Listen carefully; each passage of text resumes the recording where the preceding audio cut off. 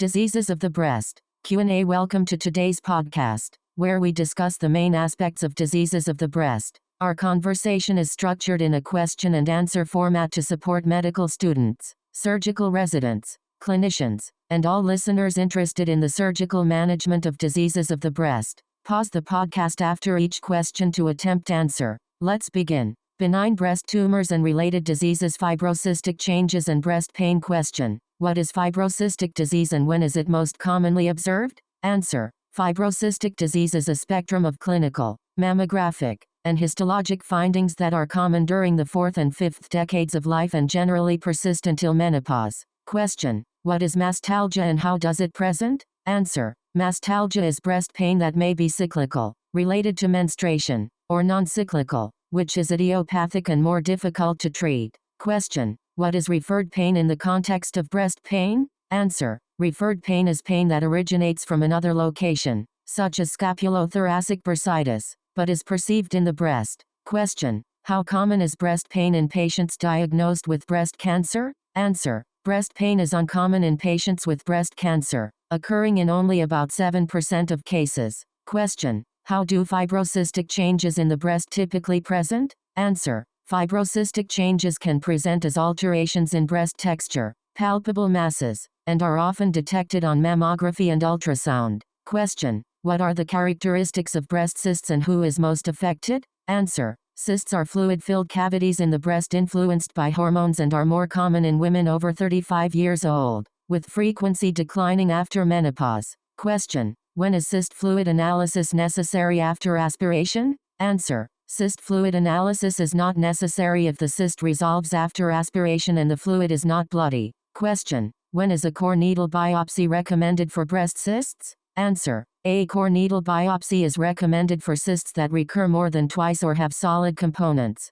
Question: when should surgical removal be considered for breast cysts? Answer: surgical removal is considered for cysts that are recurrent, have atypical biopsy findings, are incompletely removed, or are large and painful. Fibroadenomas. Question: what are fibroadenomas and in which age group are they most common? Answer: fibroadenomas are benign breast tumors that are most common in females under 30 years of age and are rarely seen after 45 years. Question: how do fibroadenomas typically present and how are they diagnosed? Answer: fibroadenomas typically present as firm, mobile masses and are often diagnosed using ultrasonography. Question: what is the standard approach to treating fibroadenomas? Answer: reassurance and observation are usually sufficient for fibroadenomas, but excision may be considered for symptomatic cases or if there is suspicion of a phyllodes tumor. Breast infections and abscess. Question: what are the main categories of breast infections? Answer: the main categories of breast infections are lactational infections, which occur from bacterial entry through the nipple, and chronic subareolar infections, which are associated with ductictasia.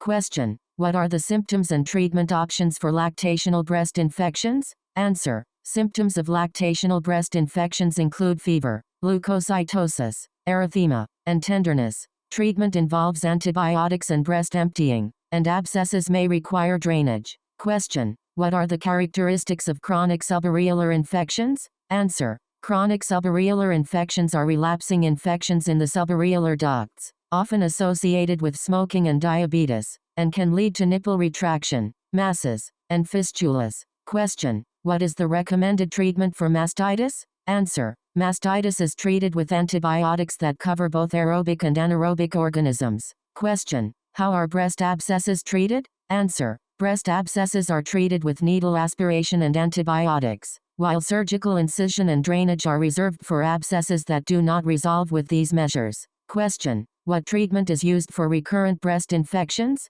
Answer: excision of the subareolar duct complex is used to treat recurrent infections after the acute infection has resolved, and in rare cases, excision of the nipple and areola may be necessary. Idiopathic granulomatous mastitis. Question: what is idiopathic granulomatous mastitis and how does it present? Answer: idiopathic granulomatous mastitis is a benign inflammatory breast condition characterized by single or multiple masses, often accompanied by abscesses, skin inflammation, and ulceration. Question: how is idiopathic granulomatous mastitis diagnosed? Answer: idiopathic granulomatous mastitis is diagnosed by biopsy, which reveals non-necrotizing granulomatous lesions, and further tests are required to rule out infections and sarcoidosis. Question: what treatments are available for idiopathic granulomatous mastitis? Answer: antibiotics, particularly those targeting Corynebacterium species, are a potential first-line treatment for idiopathic granulomatous mastitis,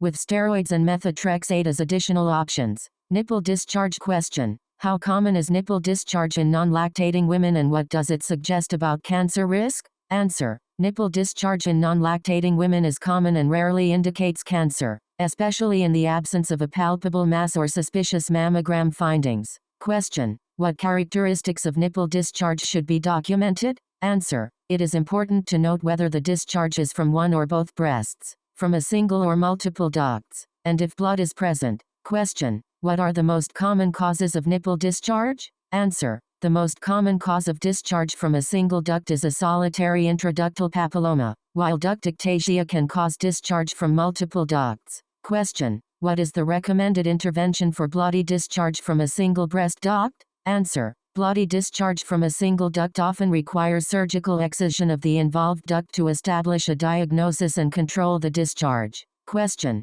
how does the location of papillomas affect the risk of malignancy? Answer: papillomas located away from the nipple-areolar complex are at higher risk of malignancy, with a risk of 20%. Question: what steps should be taken for diagnosis and treatment of nipple discharge? Answer: physical examination and imaging should be performed to identify any underlying pathology, and in the absence of a diagnosis, surgical excision is often necessary. Papillomas and Papillomatosis question: what are solitary intraductal papillomas and where are they usually found? Answer: solitary intraductal papillomas are benign breast tumors found within the breast ducts, often located near the areola. Question: what are the size range and symptoms of solitary intraductal papillomas? Answer: solitary intraductal papillomas can range in size from less than 1 cm to 4 or 5 cm and may cause bloody nipple discharge or a palpable mass. Question: what are the indications for excision and follow-up of papillomas?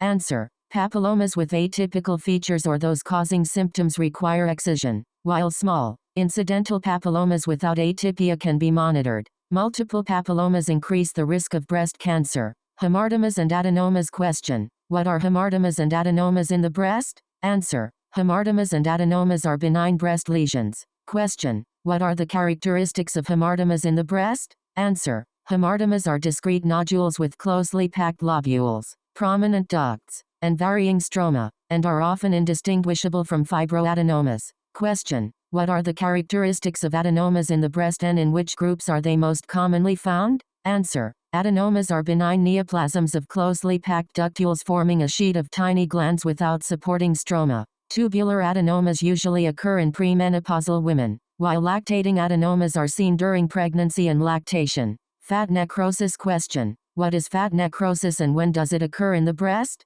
Answer: fat necrosis is a benign breast condition that can occur after trauma, surgery, or radiation therapy. Question: how does fat necrosis appear on imaging studies? Answer: fat necrosis can mimic cancer on mammography and ultrasound, appearing as a mass or density that may contain calcifications. Question: what are the histological features of fat necrosis and does it have malignant potential? Answer: fat necrosis is characterized by lipid-laden macrophages, scar tissue, and chronic inflammatory cells, and it has no malignant potential. Galactocele question: what is a galactocele and how does it present? Answer: a galactocele is a round, movable milk retention cyst in the breast. Question: what causes a galactocele? Answer: galactoceles are thought to be caused by inspissated milk clogging a duct, often occurring after lactation cessation. Question: what is the recommended treatment for a galactocele? Answer: needle aspiration is both diagnostic and therapeutic for galactoceles,